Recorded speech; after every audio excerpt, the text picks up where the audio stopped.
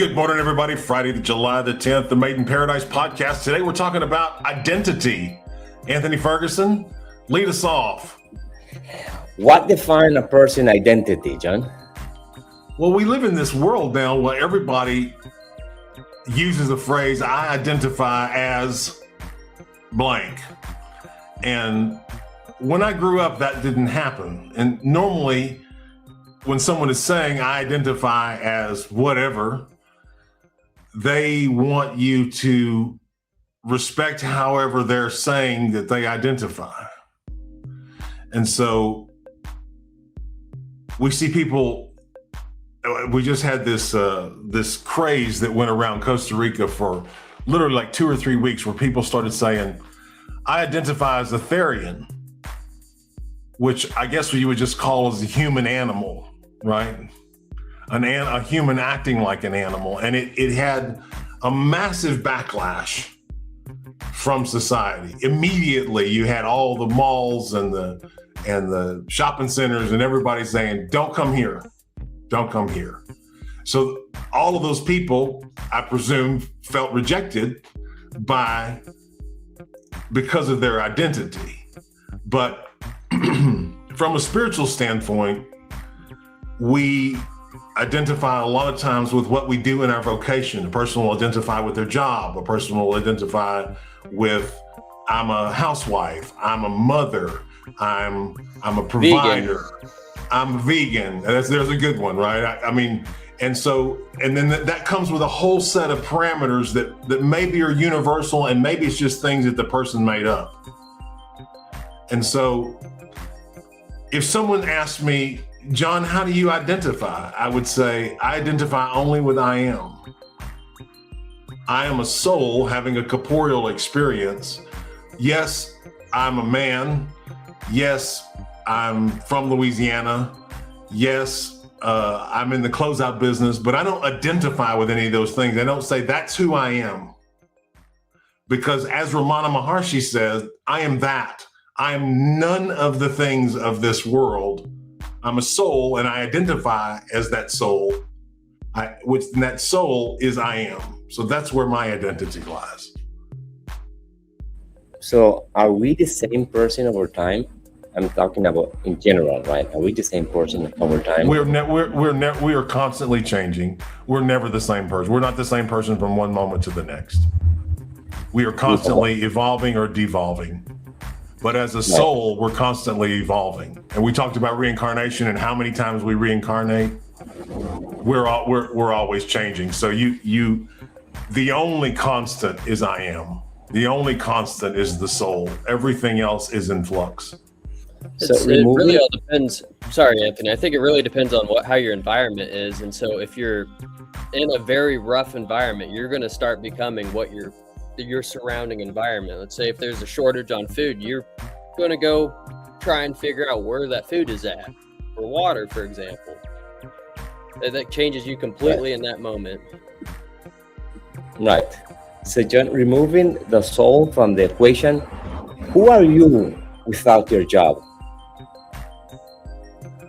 Well, you say removing the soul from the equation. How do you do that? I mean, the truth of this is all of this world is an illusion. Anything you're identifying with is like identifying with a TV show. It's going to go away, right? It's just a fantasy. This world is the fantasy. The other world is real. So you say, who do I identify with without my job? You've both seen me completely change career directions multiple times. If I say, nope, let's go this way. Nope, let's go this way. I'll adapt. I am not at all identified with what I do. Not at all. I have so many business different talents, right? From being a director and having had 2,000 different people work with me and for me in my life, being a creative director and managing creative people, doing product development, doing liquidation. Just so many different things because I don't say I am this. I'm not. I am not. I have a whole lot of talent and I don't know where that's going to take me tomorrow. I mean, my desire is always going in a spiritual direction. So Will I always sell closeouts? I don't know. If it goes away tomorrow, it goes away tomorrow. It's sustenance. Paul in the Bible, he made tents while he was writing a lot of those letters in the Bible. That's what he did. He was actually a tent maker and writing the Bible at the same time. So do you think the guy that wrote most of the New Testament was identified as a tent maker? Of course not. It's just something he had to do in the moment. Y'all saw me go in and out of the pizza business. Go in the pizza business, have a big success, get out, go away from it, right? So, yeah, I don't identify with anything besides my soul. So how can someone truly reinvent themselves? I think the first part is recognizing that you're not your mind or your body, that who you are, you can just make yourself into anything you want to be. And you ever think about these con artists that this happens all the time. They find them in a hospital where they're pretending to be a doctor or the nurse, and it goes on for months or years until they discover, oh, this person doesn't have a medical degree at all. They just go in and start pretending that they're that, and everybody assumes that they are. They just take on a brand new identity. And it's not at all their identity. They're a con artist. They're faking the whole thing. But isn't that what an actor does? An actor goes into a movie and takes on a new identity, finishes that movie, takes on another identity. Think about Heath Ledger, right? In Batman. You know, probably he took that identity on so hard that people say, well, that may have been part of what contributed to him committing suicide. Yeah. So people are constantly taking on different identities, and they do it in the family. You'll have one person and they act one way towards one person, and they have a completely different identity when they interact with another person. Right. So those social media distort identity? Completely. Because it's just sitting there pumping you full of ideas with people saying, your problem is you don't identify correctly. That's what it's telling you all the time. Your problem is you don't identify correctly, and other people can't identify you correctly.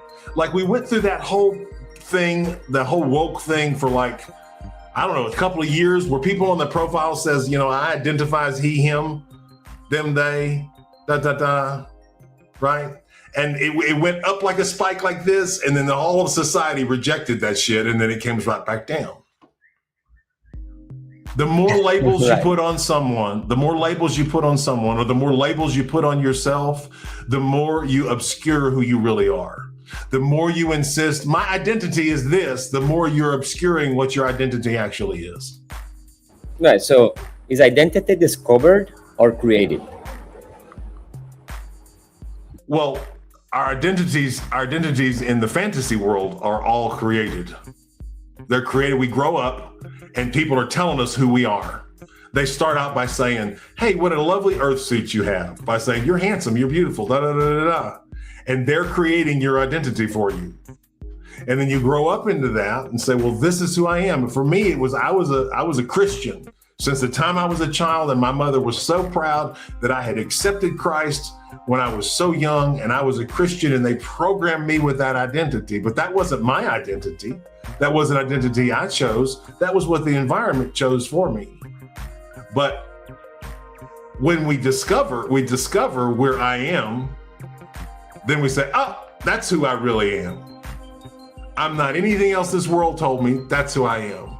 So we make in this fantasy world, we choose our incarnation. Remember that, right? We choose our incarnation. And so therefore we're choosing our identity before we're born. But we discover I am somewhere along the way, and that's where we get off the hamster wheel. Wow. Last question. What part of a person is authentic? Only I am. Only I am. So Only what about those who not even know about I am? They're going to reincarnate over and over and over until they discover it. Ooh. Another identity, another identity, another identity, another identity. You remember me telling you the story about the woman who had the two children with severe birth defects.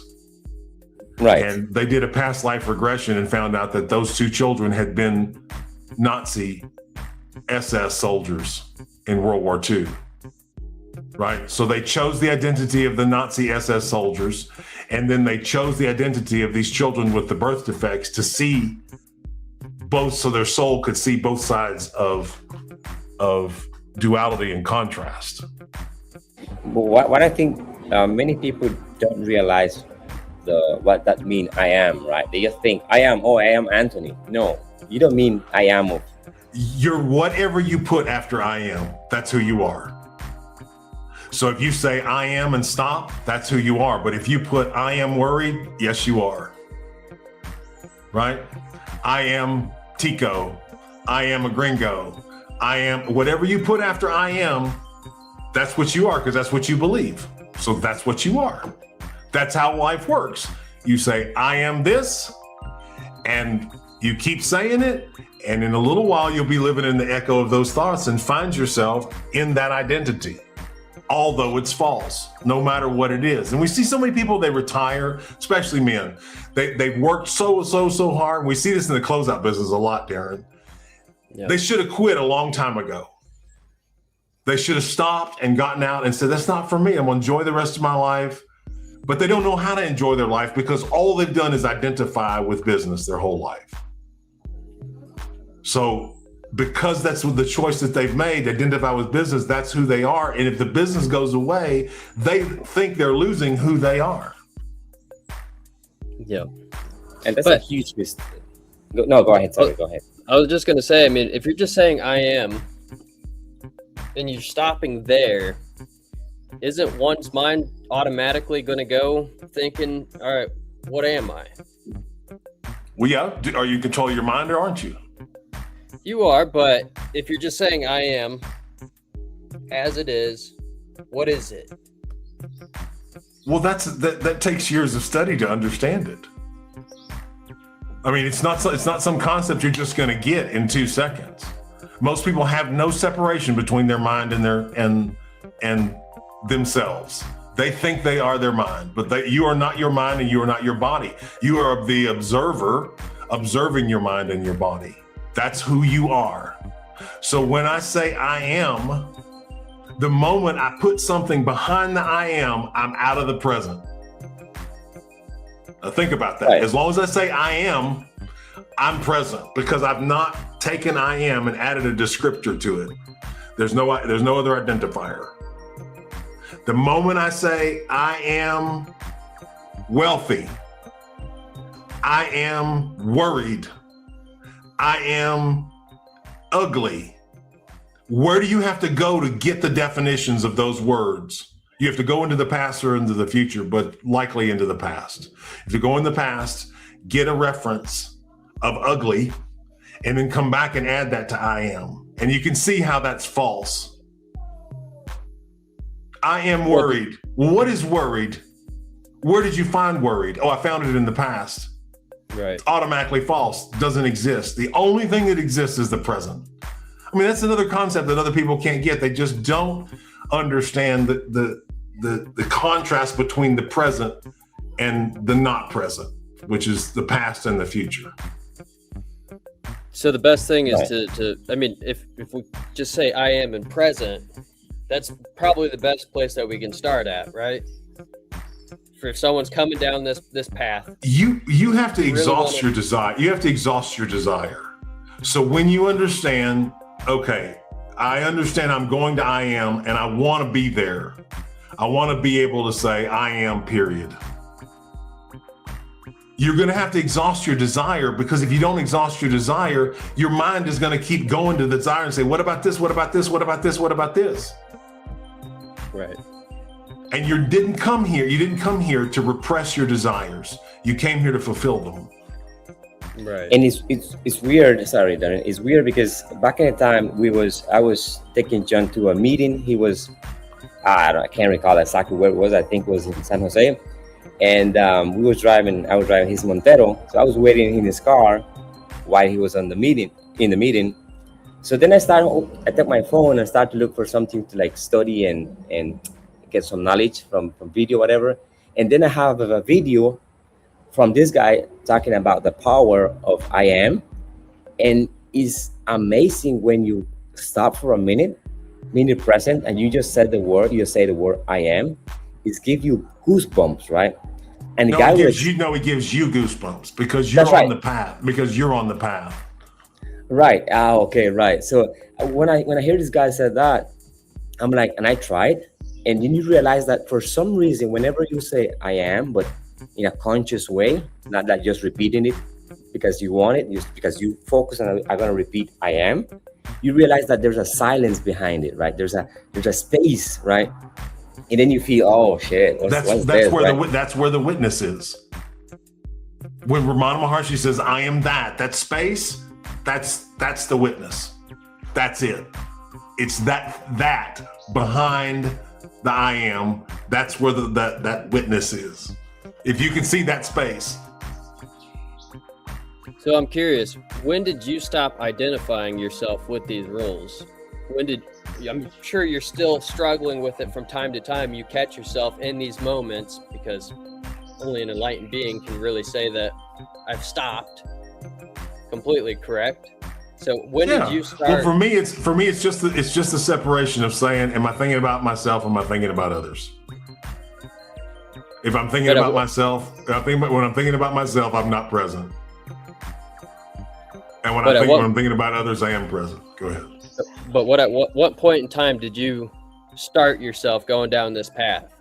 Did you start really as soon as you got out of the church? Was it 7 years ago when you met Maharaji, or? I would say that it's probably been close to 20 years since I very first heard the concept of I am, because it's all over the Bible. I mean, Moses says to God, right after the burning bush, he says to God, okay, I'm going to go to Pharaoh. I'm going to do what you said. But when they say, what God sent me, he doesn't say Jehovah. He says, tell him I am sent you. Okay, so when Pharaoh asked Moses, what's God's name? He replied, I am. As in, I am God, because you are God, because the fullness of God is in you. It was all over the Bible, but it doesn't click with Christian theology. So I didn't see it until sometime in my 30s. And then I saw it. But again, it takes a long time to recognize, to get away from that evangelical structure of saying, it's this personality that's going to go to heaven. And it isn't.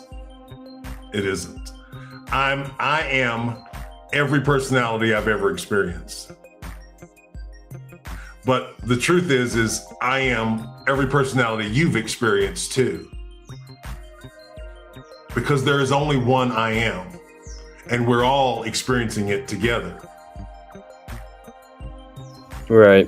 So it doesn't matter. Sorry. It doesn't matter if you believe it or not, right? If you say I am, whatever you put next, what they put afterward, you believe it, right? You're starting to believe it. I mean, people have no problem saying, woe is me. I am so broke. I am so worried. I am so angry. Sick.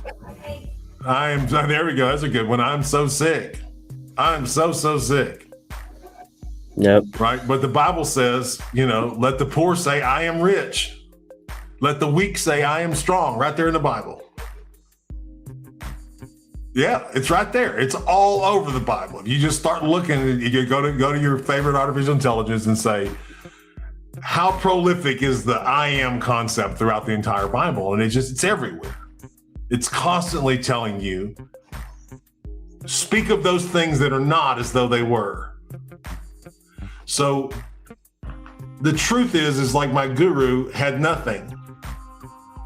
He was I am. He's not attached to anything. He has no material possessions. He's unattached to this world. So he's just I am. He's going through the world and I am. And you look over at him, you say, well, he's a Hindu. Well, that's a label you're putting on him because of the way you're looking at him. But he didn't put that label on himself. You put it on him. Well, he's from, Uttar Pradesh. He's from the northern of India. That this is a label you're just sticking on somebody to make yourself feel comfortable. And think about how often people want to stick an identity on everything and everyone in their life. They want everyone to fit into a little box. Okay, well, that's my wife, and these are my kids, and this is my boss. And then they design those people's identity in their mind. And it's all false. The moment you put a label on someone, you cannot see them clearly. Right. So I'm curious because you said, I mean, we know that you've done multiple businesses. How much of that business is actually, the business itself is tied to your identity? Well, in doing this podcast, we've been talking about how we're a big contrast to talk about metaphysical things and ethics and morals while at the same time talking about liquidation. So I still have desire, and I identify more as a spiritual person than I do as a business person.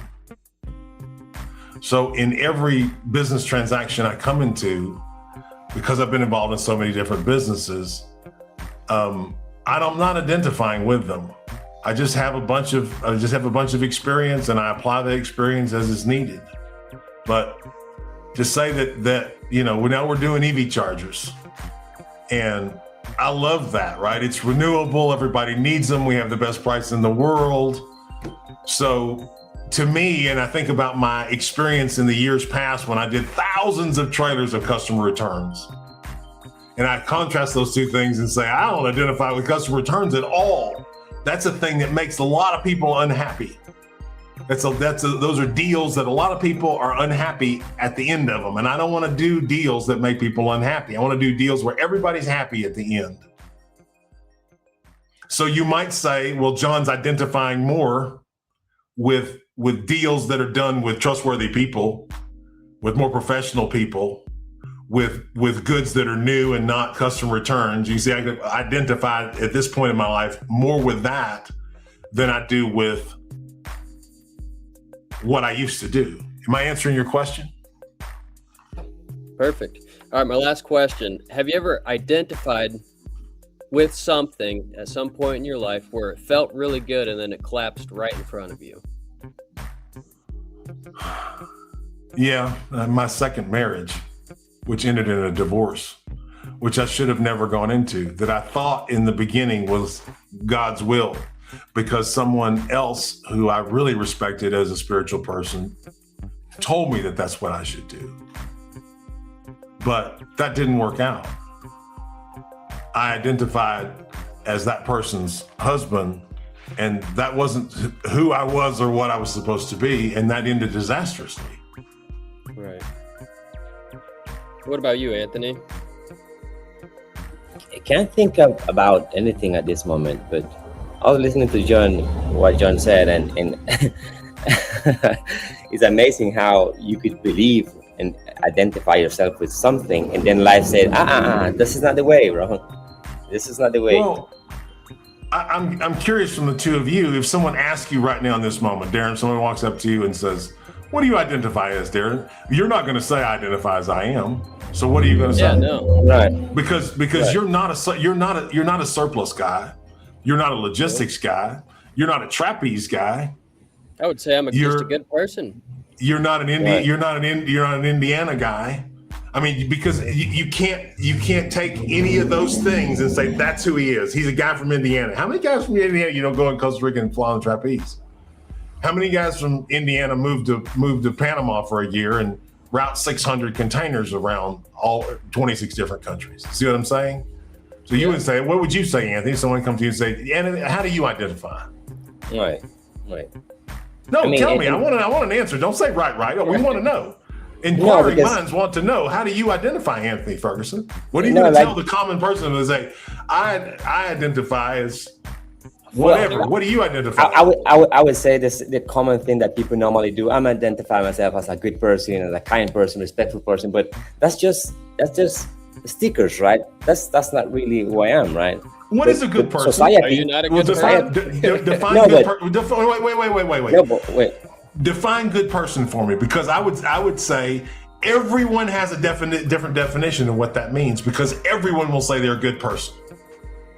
Wow. You mean, but do they? It's meaningless. It's a meaningless statement.